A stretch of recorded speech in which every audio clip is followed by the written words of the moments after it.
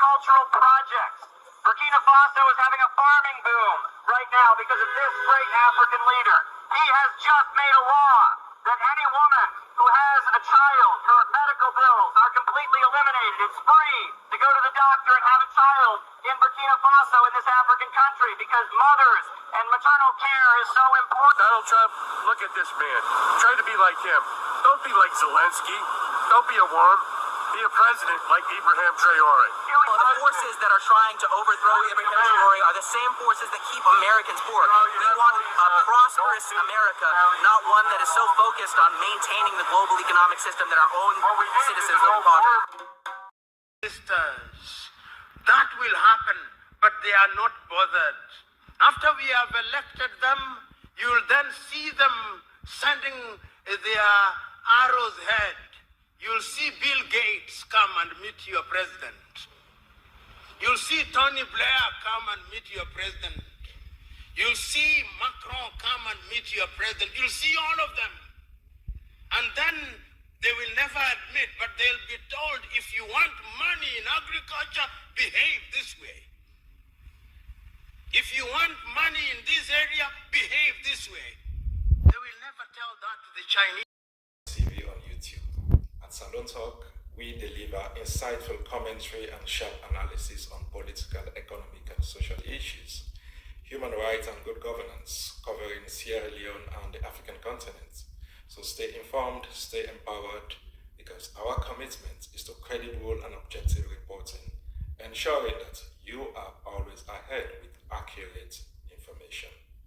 Subscription is totally free, so subscribe today to Salon Talk TV on YouTube, like our videos, share with your friends, family members, colleagues, and even your neighbors. Help us spread the conversation that matters so much. I am Albert David, and you are watching Salon Talk TV on YouTube. Today's spotlight is on Burkina Faso's leadership, featuring a powerful and insightful speech by Professor Lumumba on African sovereignty and bold governance. Let's watch this inspiring documentary. Tell you what Ibrahim Traoré is doing. He has got agricultural projects. Burkina Faso is having a farming boom right now because of this great African leader. He has just made a law that any woman who has a child, her medical bills are completely eliminated. It's free to go to the doctor and have a child in Burkina Faso, in this African country, because mothers and maternal care is so important. Donald Trump, look at this man. Try to be like him. Don't be like Zelensky. Don't be a worm. Be a president like Ibrahim Traoré. The forces that are trying to overthrow Ibrahim Traoré are the same forces that keep Americans poor. We want a prosperous America, not one that is so focused on maintaining the global economic system that our own citizens live in poverty.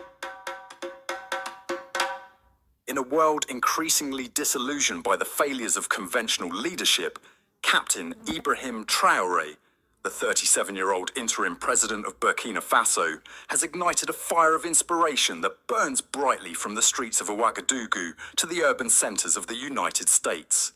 His revolutionary approach to governance, unapologetic anti-imperialist stance, and tangible achievements in transforming Burkina Faso have captured the imagination of millions, including, astonishingly, white Americans who are now rallying behind his name, holding his image aloft in protests, and demanding that their leaders emulate his model of selfless, people-centered leadership. This is no longer just an African story. It is a global movement, a testament to the universal appeal of a leader who dares to prioritize sovereignty, dignity, and progress over subservience to foreign powers. Captain Ibrahim Traoré's rise to prominence is a phenomenon unlike any other in modern African history. No African leader in recent memory has commanded such widespread admiration, not only from Africans and the black diaspora, but also from communities as far removed as white Americans. These rallies, though small, signal a seismic shift, a recognition that Traoré's leadership, rooted in anti-imperialism, self-reliance, and genuine care for his people, offers a blueprint for governance that resonates universally. Social media platforms like X are abuzz with posts from Americans, both black and white, praising Traoré's courage in standing up to Western powers and his commitment to transforming Burkina Faso into a self-sufficient nation. One ex-post from a white American activist in Seattle read, "Captain Traoré is showing the world what leadership looks like. Our politicians could learn a thing or two from him. Time to visit Burkina Faso and see real change in action." This global admiration stems from Traoré's unyielding commitment to dismantling the shackles of neo-colonialism and his tangible achievements in a short time. Since seizing power in a coup in September 2022, Traoré has positioned himself as a modern-day Thomas Sankara, Burkina Faso's revolutionary icon from the 1980s.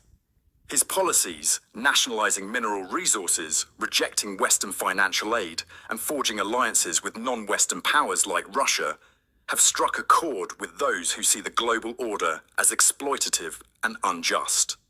His message of sovereignty and self-reliance resonates with people worldwide who are disillusioned with leaders beholden to corporate interests or foreign agendas. As one Burkinabe analyst, Alidou Werem, aptly described it, Traoré's appeal is algorithmic populism, emotional, visual, anti-Western, and hyper-shareable. A defining moment in Traoré's global rise came in April 2025, when US Africa Command, AFRICOM, head General Michael Langley accused him of misusing Burkina Faso's gold reserves for personal gain, implying that Traoré was trading the nation's wealth for Russian protection. The accusation, widely perceived as a smear campaign to undermine Traoré's legitimacy, backfired spectacularly. Instead of weakening him, it galvanized Africans and their allies across the world to rally in his defense. On April 30th, 2025, tens of thousands poured into the streets of Ouagadougou, Burkina Faso's capital, in a massive show of support for their leader. Protesters carried placards reading, "Hands off Traoré," and "No to imperialist lies." Musician Oshibi Yohan captured the sentiment, telling the Associated Press, "Because Colin Powell lied, Iraq was destroyed. Barack Obama lied, Gaddafi was killed. But this time, their lies won't affect us." The solidarity was not confined to Burkina Faso. In Accra, Ghana, and Monrovia, Liberia, thousands joined protests organized by grassroots movements like the socialist movement of Ghana, denouncing foreign interference and celebrating Traoré's defiance. In London, African diaspora communities held rallies, while in Montego Bay, Jamaica, supporters waved Burkina Faso's flag alongside Traoré's image. Even in Nigeria, where two demonstrators were charged with inciting public disturbance for organizing a pro-Traoré procession, the fervor was undeniable. Social media amplified this movement, with AI-generated images, some depicting fictional protests in Nairobi, Harare, and New York's Times Square, further fueling the global buzz around Traoré. While some of these images were not real, they reflected the emotional intensity of his support base. No African leader in recent history has inspired such a coordinated, continent-wide defense.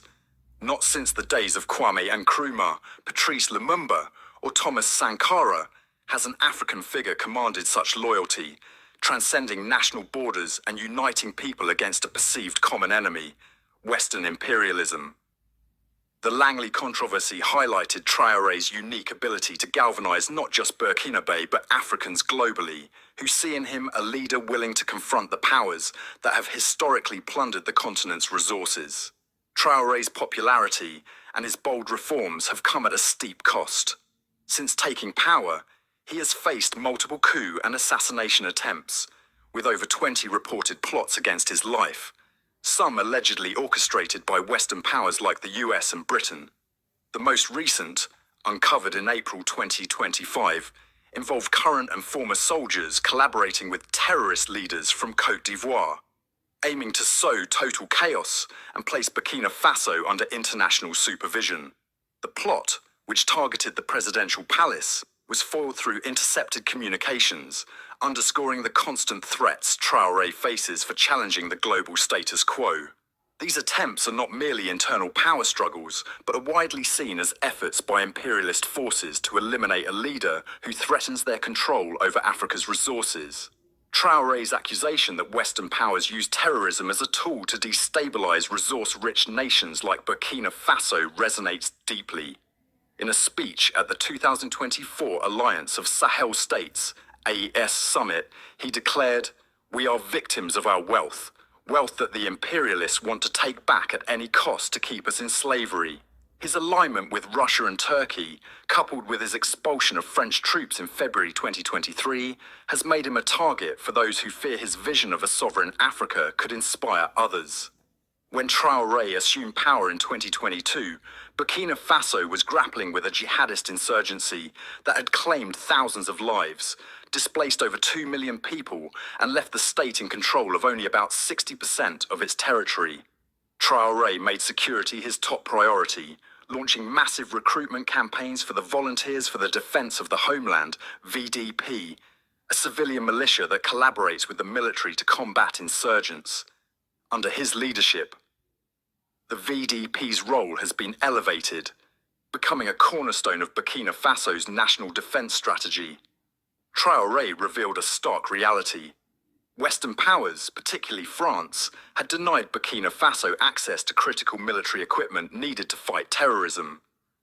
In a 2025 interview, Traoré stated, "The terrorism we are witnessing today comes from imperialism and we are fighting it." He accused Western nations of withholding advanced weaponry to keep Burkina Faso dependent and vulnerable. To counter this, Traoré forged partnerships with Russia and Turkey, securing military hardware that the Burkinabe army had never previously accessed. Reports indicate that Russian paramilitary brigades and Turkish equipment have bolstered Burkina Faso's capabilities, enabling more effective counterinsurgency operations. The results are tangible. While the insurgency persists, Traoré's reforms have reduced terrorist attacks in key areas, with the military reclaiming some rebel-held territories. In April 2023, Traoré declared a general mobilization to support the armed forces, pledging to reconquer all insurgent-controlled areas without negotiation until the threat is significantly weakened. This resolute stance has earned him admiration among Burkinabe, who see him as a leader willing to confront both internal and external enemies head-on. One of Traoré's most visible achievements is his ambitious infrastructure program, particularly the construction and upgrading of roads across Burkina Faso. For a nation long plagued by poor connectivity, these projects are transformative. Traoré's government is building new roads, widening existing ones, and upgrading gravel paths to paved surfaces, improving access to markets, schools, and healthcare facilities. The Ouagadougou Donsian Airport, set to open in 2025 with a capacity to handle 1 million passengers annually, is another flagship project symbolizing Burkina Faso's push for modernization. The impact of these roads is best illustrated through the story of Amadou Diallo, a 42-year-old farmer from the village of Ouagadougou. For years, Amadou struggled to transport his millet and sorghum to markets in Ouagadougou, relying on a treacherous, unpaved road that became impassable during the rainy season. Before Captain Traoré, it took me 2 days to get my crops to the city, and half would spoil, he says. Now, with the new paved road, I can make the trip in 4 hours, and my produce arrives fresh. I've doubled my income, and my children can go to school regularly because the road is safe.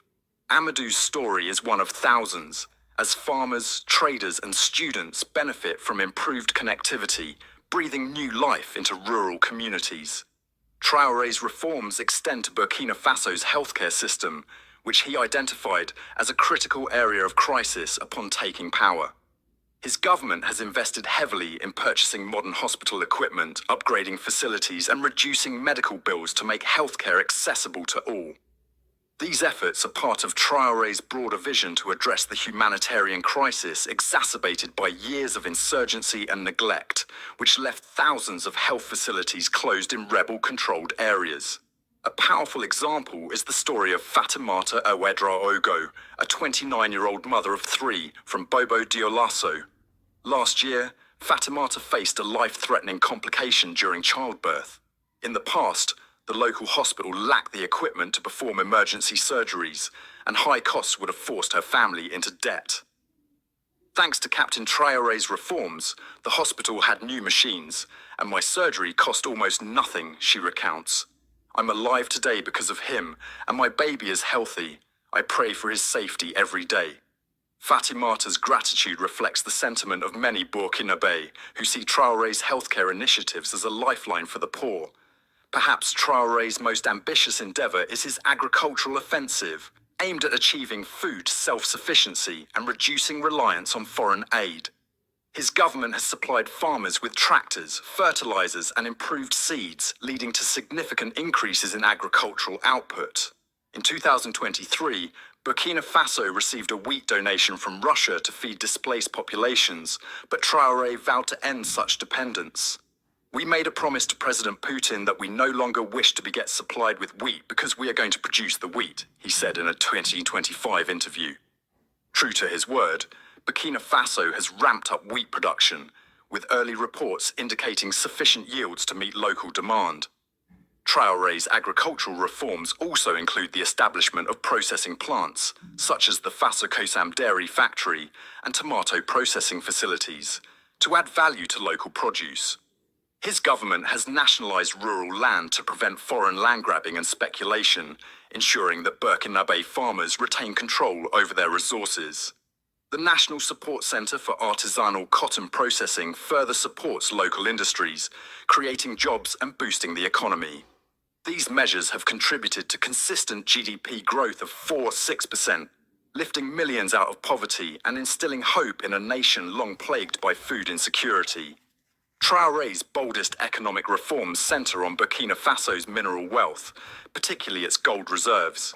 He has nationalized 2 gold mines, established a state-owned mining company, and required foreign firms to cede a 15% stake in their operations while transferring skills to Burkinabe workers.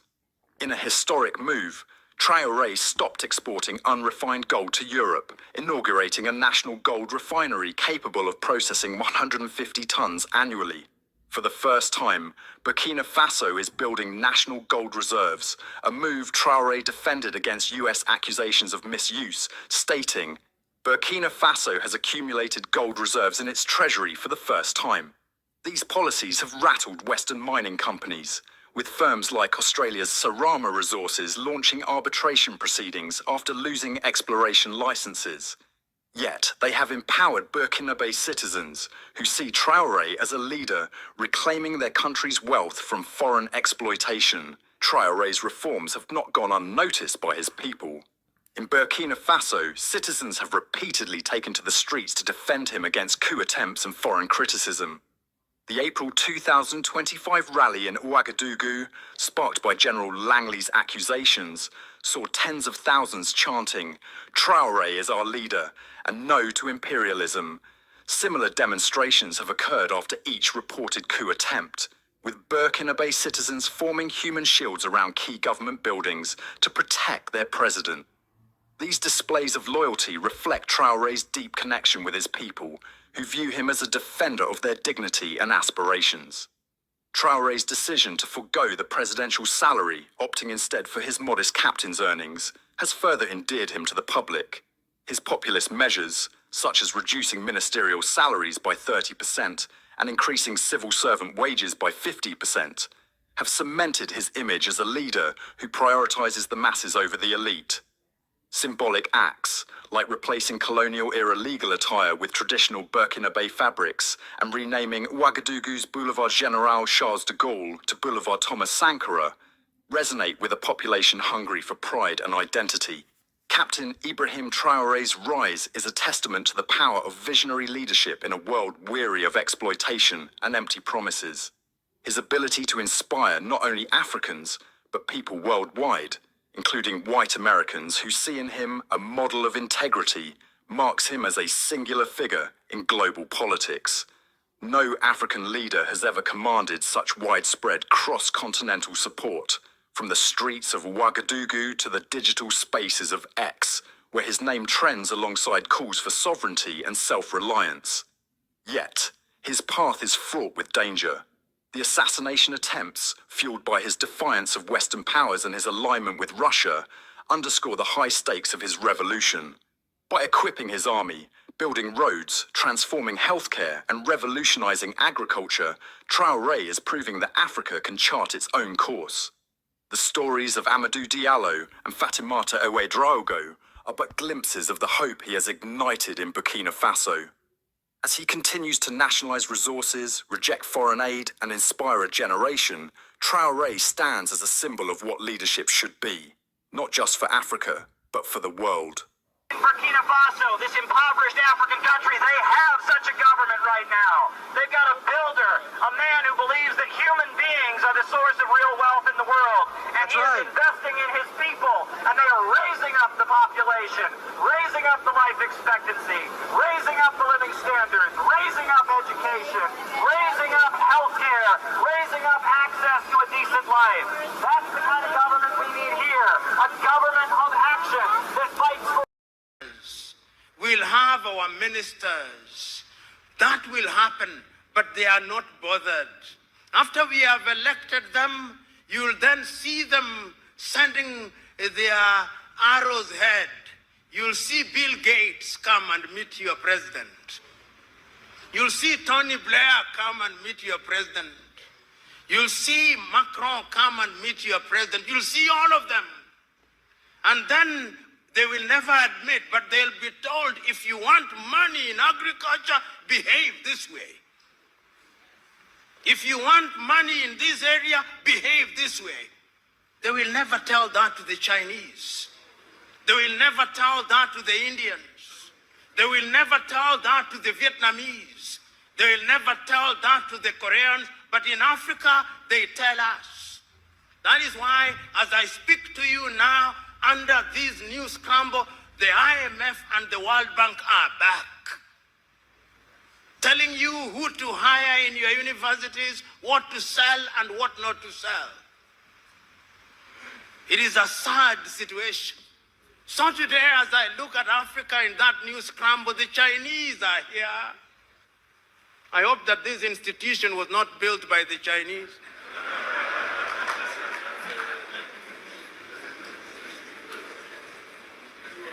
The Turks are here. The British are here. The French are here. The Qataris are here. The Americans are here. This time round, they are so subtle that we don't even recognize them, but they control us.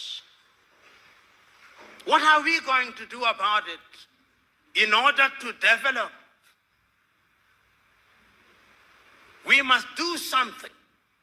And if we don't do that thing else, you who have been trained in this institution, you have traveled the world. You have traveled Nigeria. There are two things that you can do with your traveling. You can marvel. Says it is great in China. You can marvel. You can wonder or feel pain. I'm urging you to feel pain. To feel pain for the continent of Africa, and in your own way, when you go out there, go and do something about it, because it has also been demonstrated that it can be done. I've traveled across this continent and I've seen that development is possible. I was in Rwanda before 1994. I was in Rwanda in 1996. Genocide. 1 million dead. Its obituary written will never rise, they said. You go to Rwanda now. They are demonstrating that it can be done. Go to Kigali now.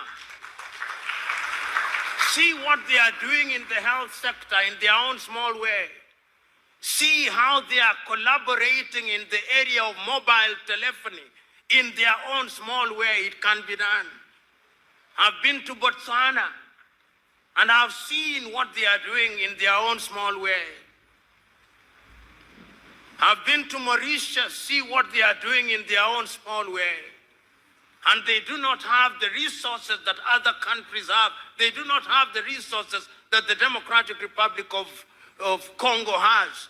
And I'm giving these examples to say that indeed it can be done, and it can be done within the continent of Africa.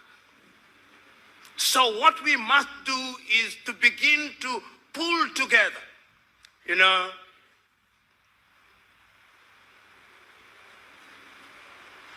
as I've been sitting and listening, I was also struggling to have internet in this room. And every effort was being made to connect me to internet. And all those efforts failed. Why? Because we are in an era of the Internet of Things. We are in an era of nanotechnology. It cannot be right that in Africa's largest economy, in Nigeria, I do not have internet at an institution that deals with security. You get the point that I'm trying to make? It cannot be right. And I know why we don't have internet connectivity. It is because we are divided. We have 55 telephone access codes. Nigeria 234, Ghana 233, Kenya 254, Tanzania 255, Uganda 256, Zambia 260, Zimbabwe 263. How can we, in this day and age, you cross into Benin, you cross into Togo, you cross into Guinea-Bissau, you have a different internet connectivity. Why can't Africa have a single satellite and a single telephone code so that when I travel from Mogadishu in Somalia to Dhaka in Senegal, like the Chinese do, like the Americans do, like the Indians do, we can have the same, because communication is critical to development. And I'm saying this, part of my agenda is to prick your conscience with live examples that you may go out there irritated, but irritated to do the right thing. And I'm suggesting that indeed, when we talk about development, this is what we must do. But is Africa conscious of her state? Yes, Africa is conscious. This is what makes me happy. That after all these analysis, it appears to me that Africans have now recognized that going forward, we can only defeat the conspiracies, we can only have development as we are talking about it by working as a team. And that is why, beyond the Millennium Development Goals, beyond the Sustainable Development Goals, we as Africans under the aegis of the African Union do now have our grand vision of Africa Agenda 2063. And that Africa Agenda 2063, let me tell you, if we can fulfill it, many of you here will be upstairs by the year 2063. But our contribution, perhaps you do not know what I mean upstairs, not up. You will be with the Lord himself. But the most important thing is that Africans are now beginning to see beyond the next election. Because part of our problem in Africa has been that we plan in 5-year circles. We don't have a grand agenda, but now we have a grand agenda. And if you look at the 7 pillars of Africa Agenda 2063, everything is covered. Health is covered. Research and science is covered. Climate change is covered. Women's participation is covered. Democracy and governance is covered. The arts and the culture are covered so that Africa can become a serious player in the international agenda. As we speak now, we are not a serious player.